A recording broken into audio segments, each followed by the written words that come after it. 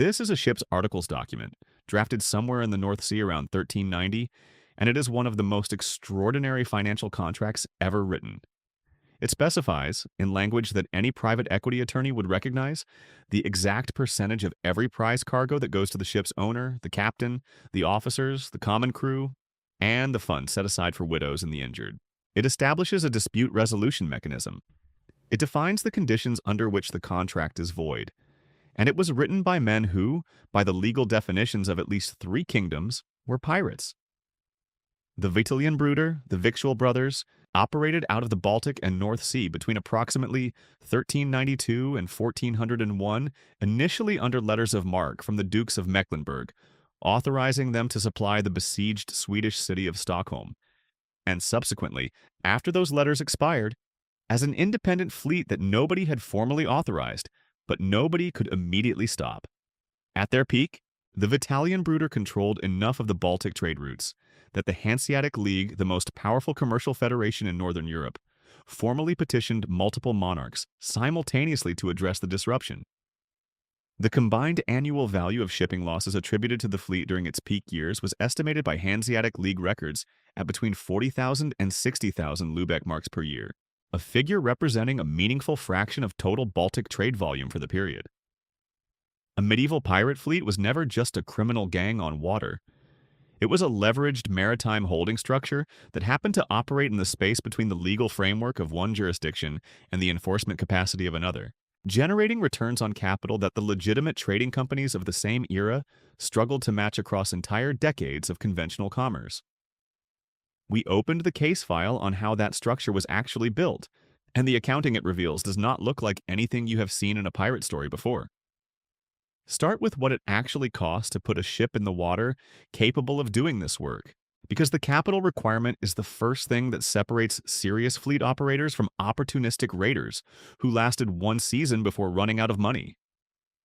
A cog, the dominant cargo and fighting vessel of the North Sea and Baltic in the late 14th century, cost between 200 and 600 Lübeck marks, to acquire used depending on condition, size, and rigging state.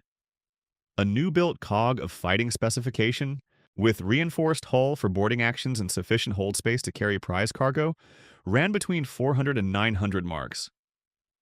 For context, a skilled craftsman in Lübeck in 1390 earned approximately 12 to 15 marks per year. A good cog represented between 27 and 60 years of skilled craftsman earnings before crew, provisions, or weapons were added to the bill. This is not a small business investment.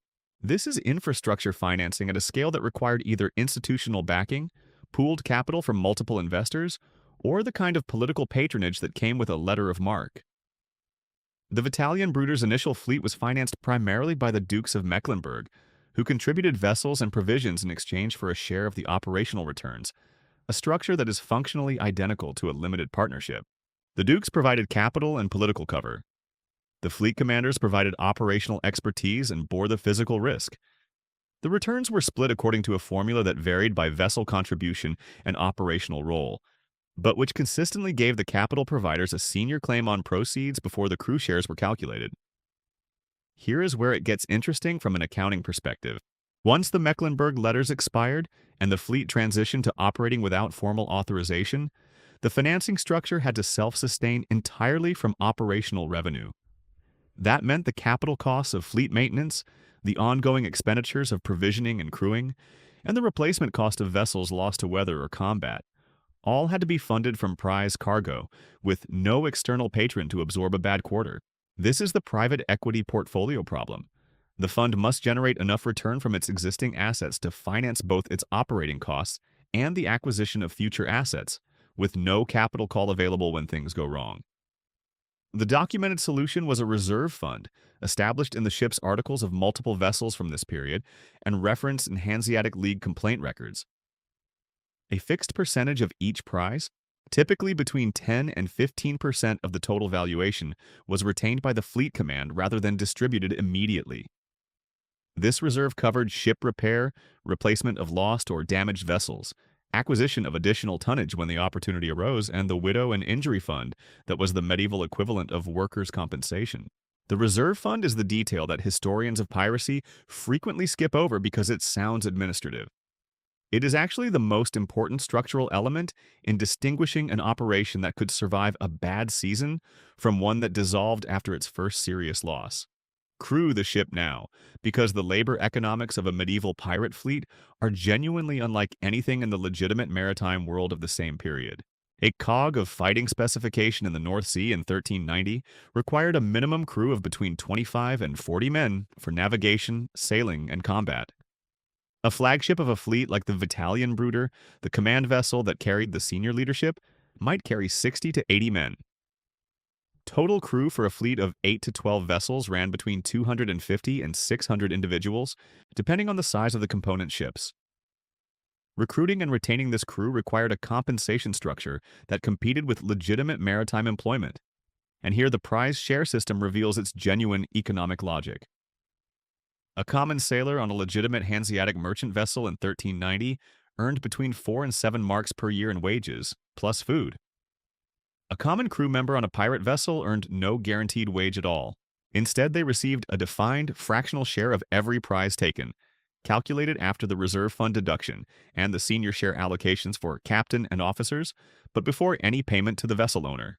In a good year, a common crew member's prize shares could amount to 15 to 30 marks, more than triple the best legitimate wage available in the same labor market. In a bad year with few prizes and high losses, the same crew member might net less than 2 marks and might net nothing at all if the vessel was lost and the reserve fund insufficient to cover the loss.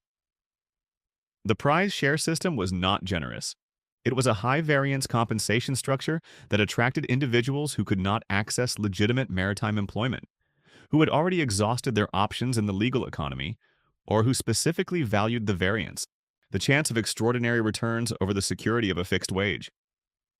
This is the structure of a startup equity grant, applied to 14th century seafaring labor.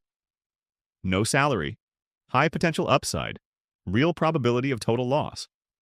The operational logistics of actually acquiring prize cargo at sea were governed by a set of tactical and economic constraints that determined which targets a fleet would pursue and which it would pass.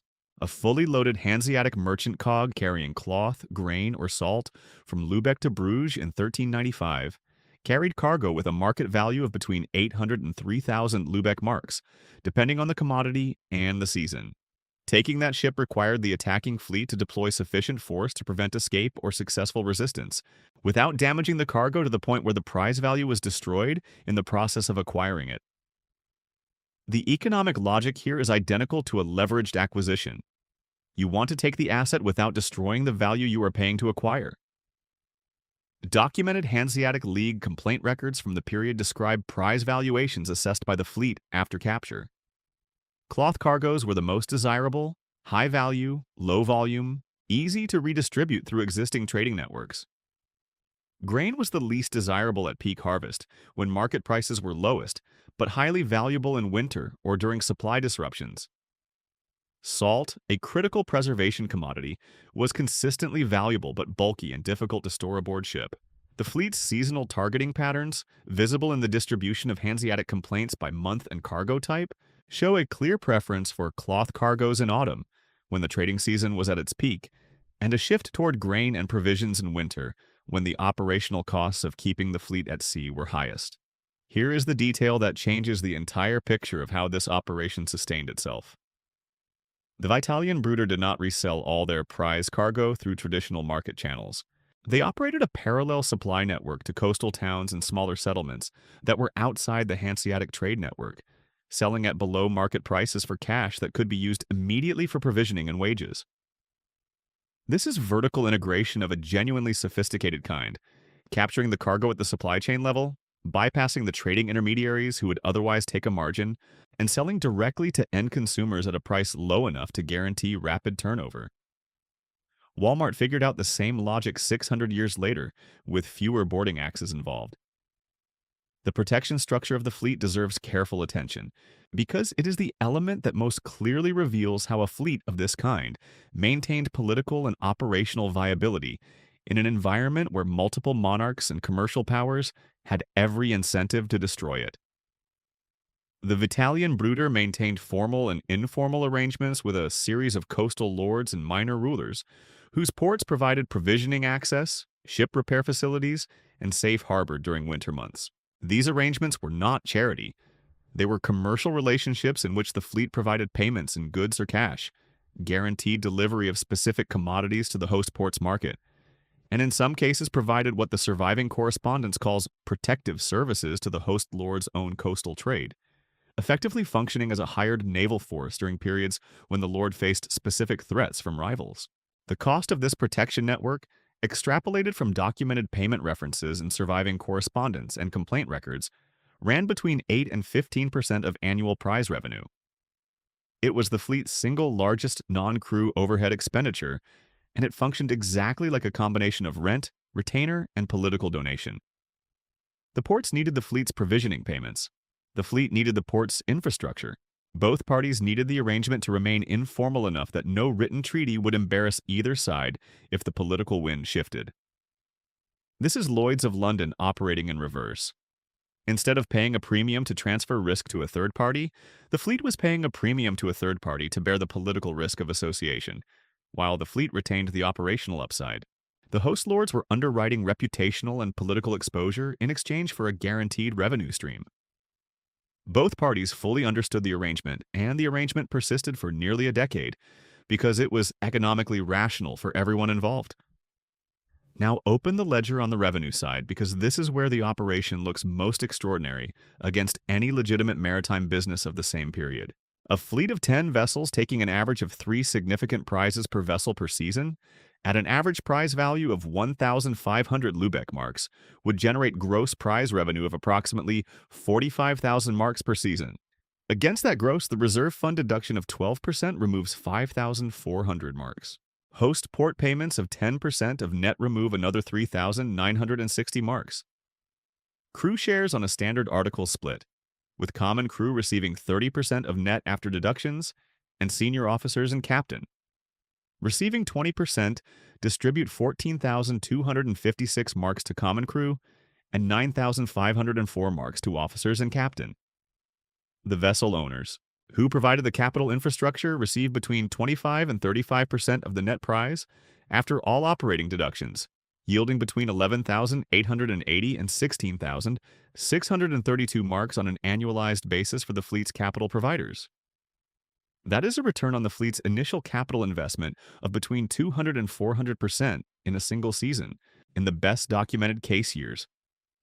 No legitimate Hanseatic trading venture of the same period documented returns above 40 to 60% on capital deployed, and most documented considerably less. The outperformance was not a function of superior commercial acumen.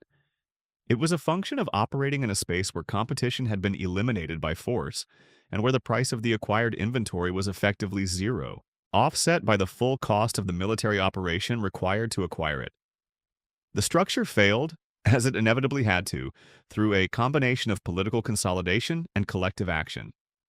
By 1400, the Hanseatic League had negotiated a unified response across multiple member cities, pooling resources to fund a naval campaign specifically targeting Vitalienbrüder operational bases.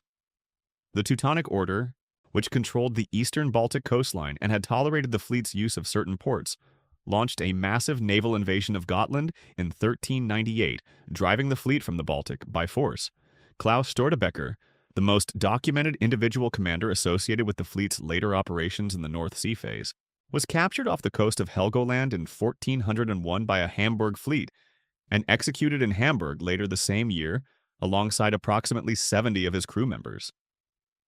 The lesson the fleet's financial architecture actually teaches is this: the extraordinary returns were a product of an information and enforcement asymmetry that could not be permanent. The Hanseatic League's complaint records, which functioned as the era's equivalent of a distributed loss database, created the collective intelligence necessary for a coordinated response. Once the political will existed and the financing for a counter-campaign was assembled, the operational advantage the fleet had enjoyed for nearly a decade was neutralized within 3 years.